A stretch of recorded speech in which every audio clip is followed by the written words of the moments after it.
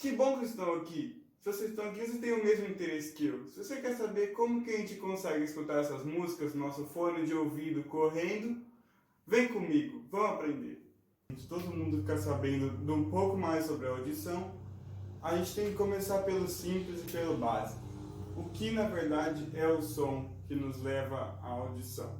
O som é uma energia mecânica que pode ser medida em diversas formas.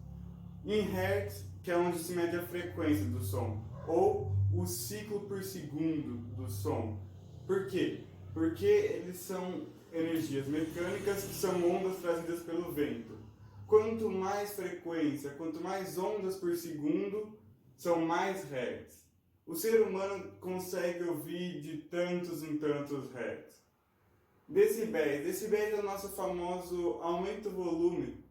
Só que o aumento-volume, na verdade, na física, pra gente tem um nome meio diferente. Um nome chamado de intensidade, que é o tamanho das ondas do som. E a afinação. A afinação são as formas das ondas, a forma como elas são trazidas, porque é a partir daí que sai a música, o violão. Quando você afina o violão, você está mudando a onda de som do seu instrumento.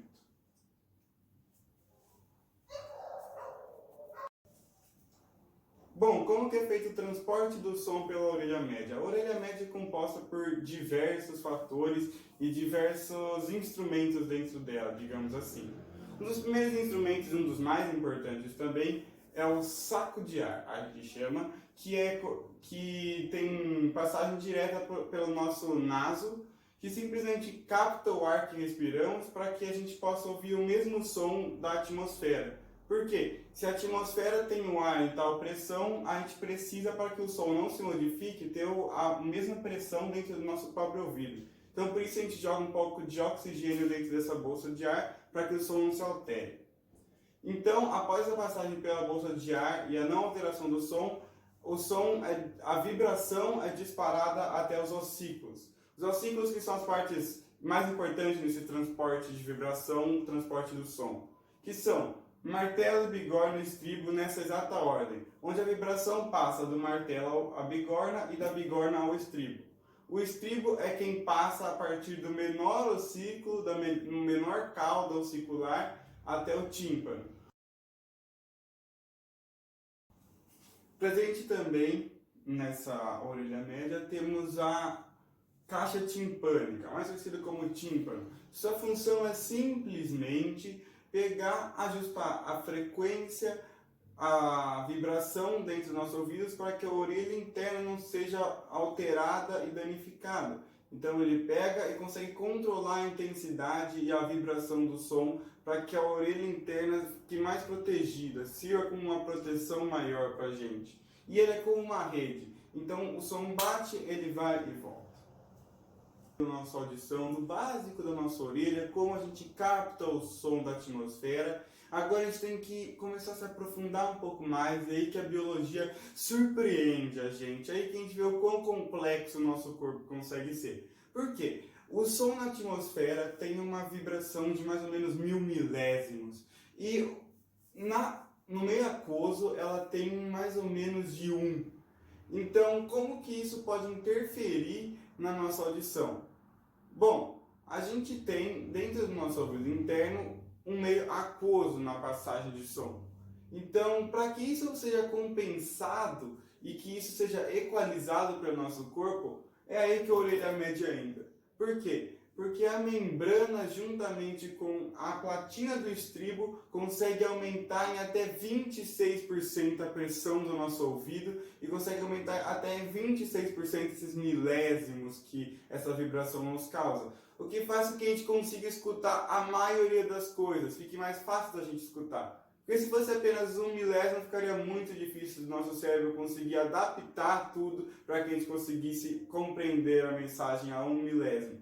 Então, tudo que entra mais ou menos vai sair por mais ou menos 26 decibéis ali dentro, por conta desse processo de platina do estribo juntamente com a cartilagem.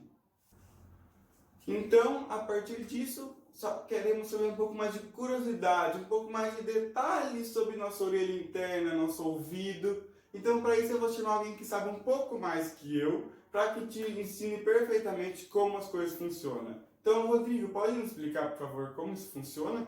E nesse processo de platina do estribo e cartilagem, a gente vai para outro processo, que são os processos dos ossículos, martelo e bigorna. Por que isso é tão importante?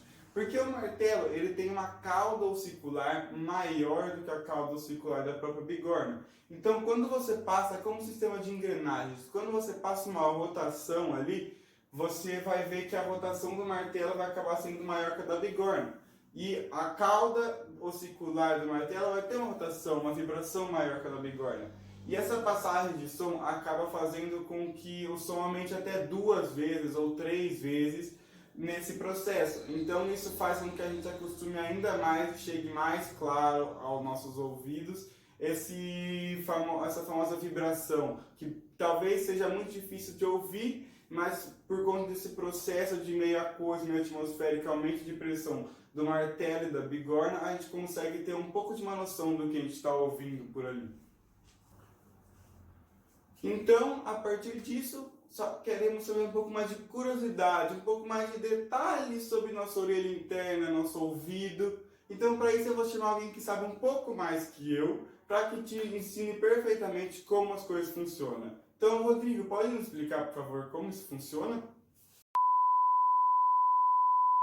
Então, já na nossa orelha interna, a gente tem 2 principais partes. A primeira é a cóclea. A cóclea é um dos órgãos mais importantes do nosso corpo e, basicamente, ele tem a função de fazer você ouvir. Todas as vibrações e todas as ondas sonoras que chegam à cóclea, ela consegue transformar em impulsos nervosos e assim enviar esses impulsos nervosos para o cérebro. E que lá no cérebro eles vão ser decodificados e entendidos para saber o que está sendo ouvido de fato. A cóclea é um pequeno órgão de mais ou menos 9 milímetros de tamanho e ela liga a uma outra parte do ouvido interno, que são os canais semiauriculares.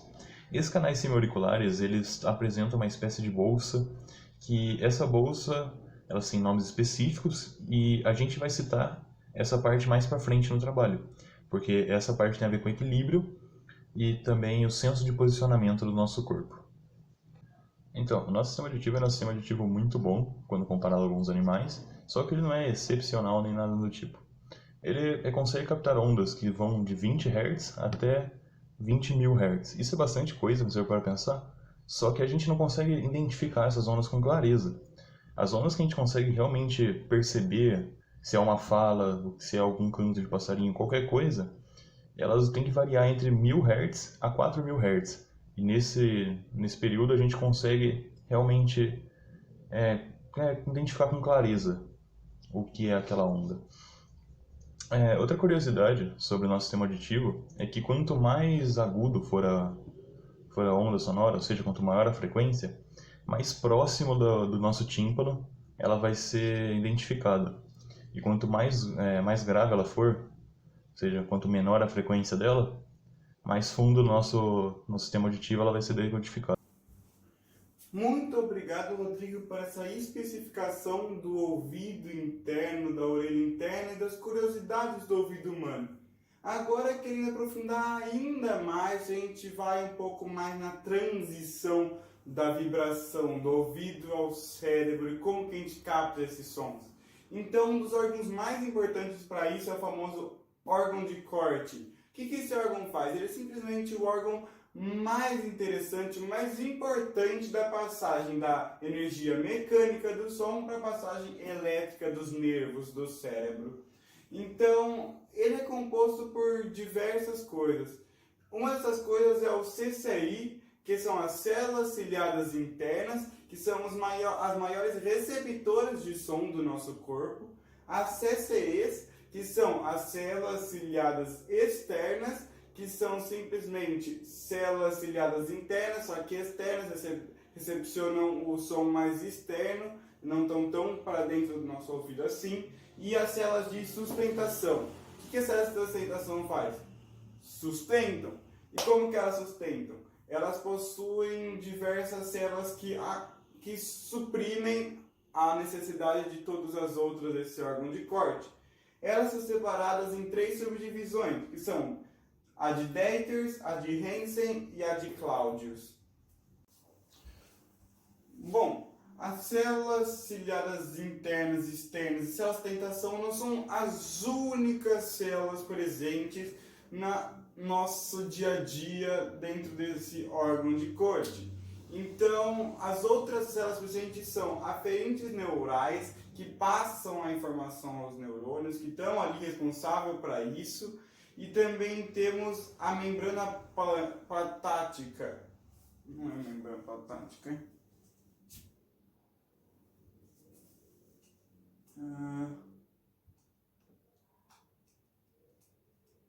Tectônica.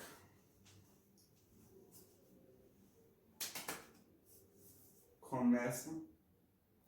Além disso, também temos as membranas tectônicas. O que seriam as membranas tectônicas? Elas têm extremo contato com as células ciliadas internas e externas e com os seus cílios. E isso faz com que ela proteja a partir de uma hiperflexão do órgão de Corte para que ele não seja danificado por altas vibrações e alta intensidade, como se fosse um tímpano do órgão de Corte. Uma das partes mais importantes para esse órgão de Corte são as células ciliadas, e os estereocílios presentes nelas têm uma complexidade, uma formação complexa, que são compostos de filamentos de actina envoltos por monômeros de actina. Eu vou falar das etapas da fisiologia coclear, e a primeira etapa é caracterizada pela transdução mecanoelétrica nas células ciliadas externas. Elas são vibrações mecânicas da membrana basilar e órgão de corte, e elas são provocadas pelas vibrações da perilinfa, causada a deflexão mecânica do feixe de esterocílios. Ele se deflete como um todo, e devido às conexões laterais existentes entre cada estereocílio pelo fato da base ser mais estreita em relação ao corpo, as conexões laterais permitem que a pressão aplicada a um estereocílio seja aplicada a um cílio vizinho. Há também uma conexão que recebe o nome de tip link, que une a extremidade de um estereocílio ao vizinho mais alto, e se acredita que aí existia um canal iônico de transdução. No canal repouso, esse canal oscila No repouso, esse canal oscila entre aberto e fechado, mas fica fechado a maior parte do tempo. Se o feixe é defletido, cada estereocílio desliza sobre o vizinho, fazendo com que o tip link seja esticado, abrindo o canal de transdução e permitindo a entrada do influxo de cálcio. A segunda etapa é a transdução eletromecânica nas células ciliadas externas, onde os potenciais elétricos assim formados provocariam contrações mecânicas rápidas das células ciliadas externas, e constituem a base da eletromotilidade e ocorrem em fase com a frequência sonora estimulante. Essas contrações determinariam uma amplificação da vibração da membrana basilar numa área restrita do órgão de corte, devido ao acoplamento que as células ciliadas externas realizam entre a membrana basilar e a membrana tectórica. Tais contrações rápidas poderiam ocorrer por mecanismos de eletroosmose, que depende da presença do sistema de cisternas laminadas das células ciliadas externas. A terceira etapa é diferente das duas primeiras porque ela ocorre na parte de dentro, que é caracterizada como transdução mecanoelétrica nas células ciliadas internas, que é a amplificação das vibrações da membrana basilar, que provoca o contato dos cílios mais longos das células ciliadas internas, e com a membrana tectórica consequente da inclinação dos mesmos. E nas células de uma área delimitada pequena, onde é liberada a energia pelo mecanismo ativo, nesta área um pequeno número de células ciliadas internas é estimulada com máxima intensidade. A inclinação e estimulação dos cílios determinaria a despolarização das células ciliadas internas, com formação de potenciais receptores pela entrada de potássio pelos canais iônicos dos cílios. E em seguida a liberação de neurotransmissores e a formação de uma mensagem sonora codificada em impulsos elétricos, que é transmitida ao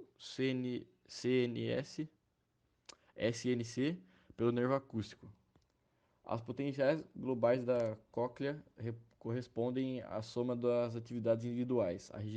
São registradas por microeletrodos colocados como contra o promontório na janela redonda, ou nas rampas vestibular, ou timpânica. E são 4 potenciais globais da cóclea, O primeiro potencial é o endoclear de repouso, que é o único que não é gerado em resposta à estimulação sonora. Ela depende da estria vascular que se localiza na parede lateral da cóclea, que é considerada a bateria da cóclea. Sua fonte de energia é essencial para a transdução. A cóclea em repouso mantém um gradiente bem elevado e pela alta concentração de sódio, resultando num potencial de alterações no mecanismos. Eles são envolvidos na produção do endolinfa e do potencial podem produzir uma perda auditiva. A segunda potência é o potencial microfônico coclear, que é a primeira transformação no potencial de ação que ocorre após a estimulação sonora. Ele representa o influxo de K+, na CCE, proporcional ao deslocamento da membrana basilar. Ela reproduz a frequência do som estimulante e há um potencial de corrente alternada que segue a morfologia da onda sonora que o desencadeou. Ela não tem latência ocorrendo simultaneamente ao som. O terceiro potencial é a potencial de somação, é a segunda alteração elétrica de corrente contínua, simultânea a um tom contínuo ou a um estímulo sonoro transitório. Ela tem a mesma direção do potencial de ação do nervo auditivo e é geralmente registrada com uma pequena deflexão, que antecede o potencial do nervo. Está relacionada com os movimentos da membrana basilar e pode ser captado quando existe uma diferença entre a amplitude do movimento da membrana basilar e segue o envelope da estimulação sonora. Seu valor depende da frequência, da intensidade e do nível de registro da cóclea. Há relações entre sua amplitude e intensidade sonora. Ela só pode ser registrada com som de alta intensidade, pois nessas situações, a excursão da membrana basilar em direção à escala média será muito maior que aquela em direção à escala timpânica. O quarto potencial é o potencial de ação do nervo auditivo e resultado do disparo sincrônico de muitas fibras do nervo auditivo após a estimulação sonora ser processada com energia bioelétrica através da CCI. O tempo de ocorrência de cada potencial depende da velocidade da onda viajante pela membrana basilar. A velocidade é maior na espira basal e diminui progressivamente na direção da espira apical.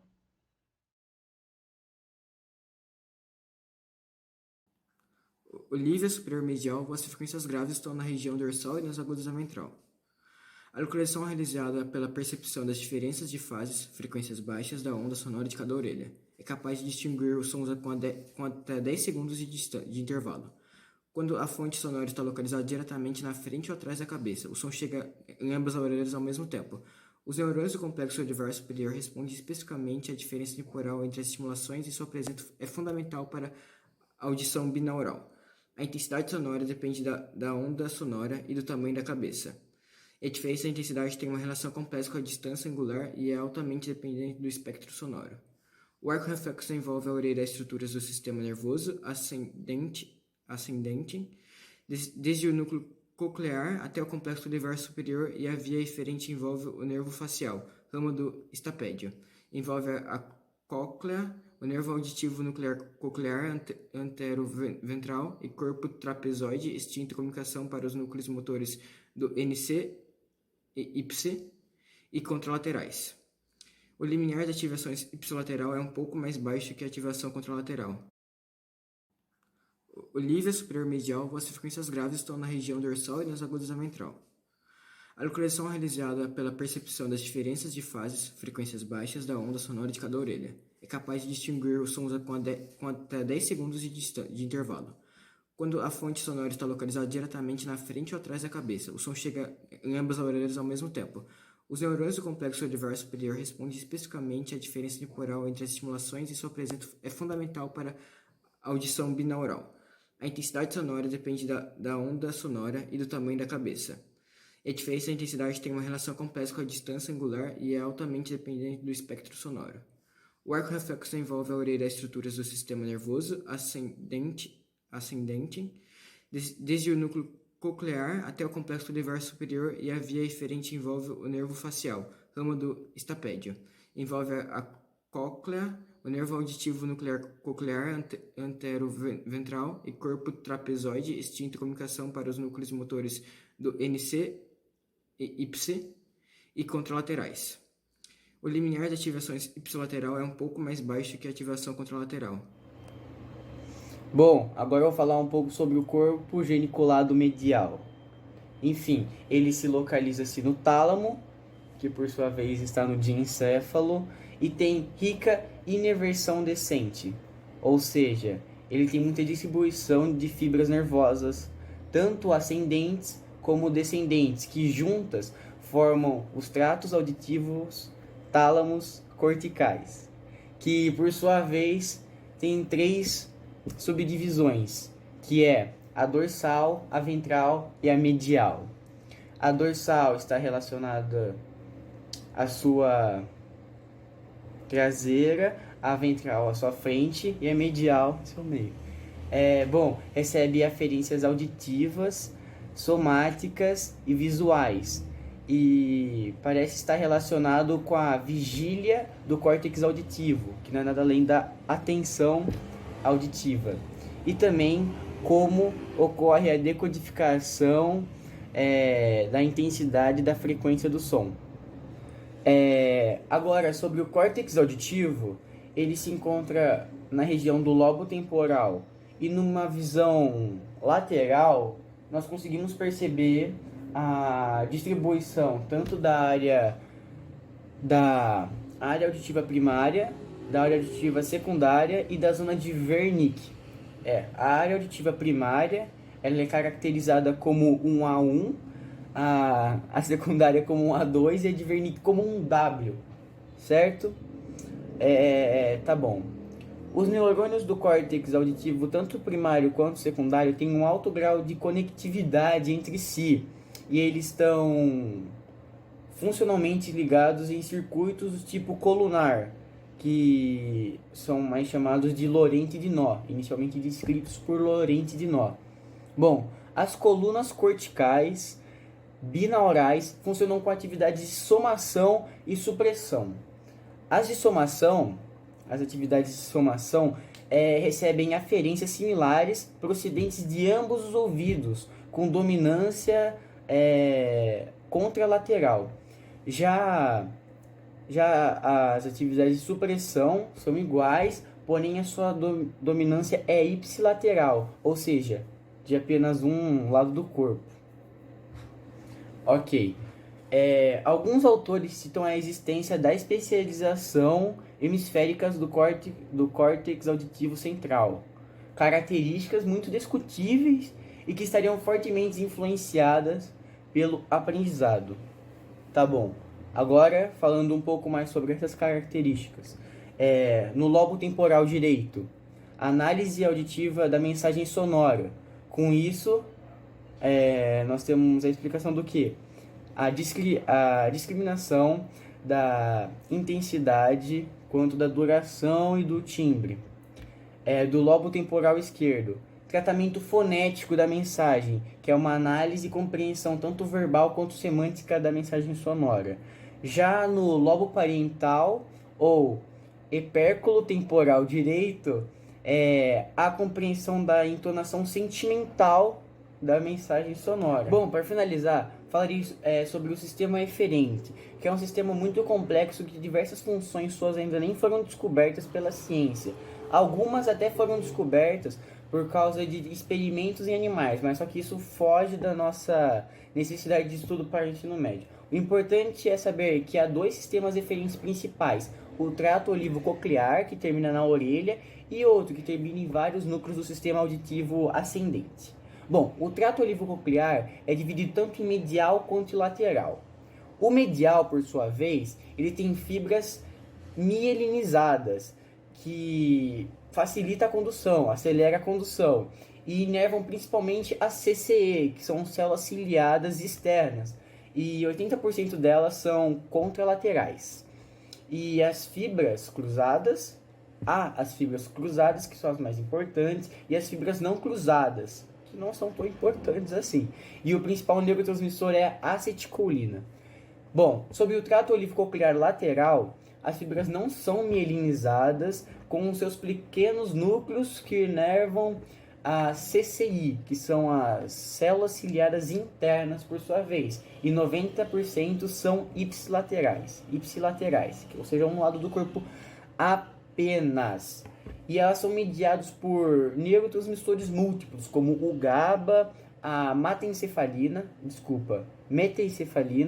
e a acetilcolina, e tem ainda um papel meio que desconhecido. E os seus corpos celulares se localizam no complexo olivar superior, que manda projeções cruzadas.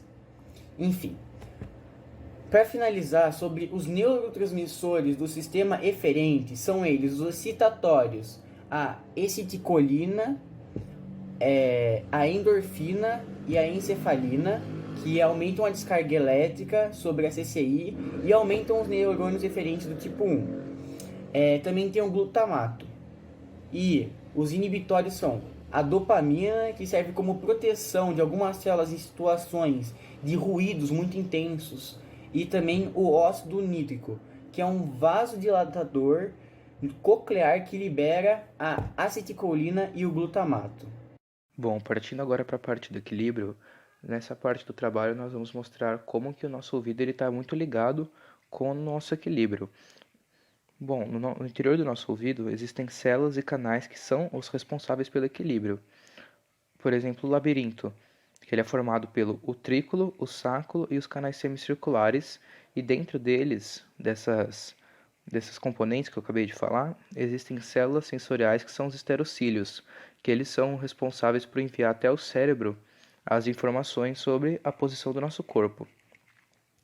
No interior do utrículo e do sáculo existe uma substância gelatinosa que ela é responsável por informar aos esterocílios quando o corpo se movimenta.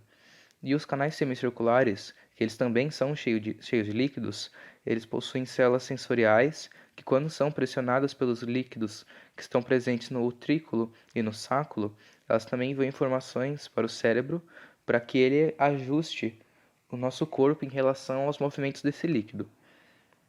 Quando o corpo ele acaba se movimentando de forma brusca e ele para, o líquido que estava nesses canais que servem para cuidar do equilíbrio, ele acaba continuando em movimento mesmo enquanto você para. Aí acaba por enviar uma mensagem errada para o nosso cérebro. Por isso que ficamos tontos quando nós começamos a correr em volta da mesa e depois paramos, ou coisa do tipo, porque nós já estamos parados, mas esse líquido gelatinoso presente no labirinto continua se mexendo e mandando informação errada para o cérebro. Tanto que existe a labirintite, que é uma infecção que ocorre no labirinto e acaba afetando o equilíbrio das pessoas. Quando uma pessoa está com labirintite, ela acaba por sentir tonturas e sofre de desequilíbrio constante, por causa dessa sensação de que tudo está se movendo, já que o corpo dela, o labirinto dela, fica enviando mensagens erradas sobre a posição do corpo ao cérebro devido a essa infecção na região dos líquidos.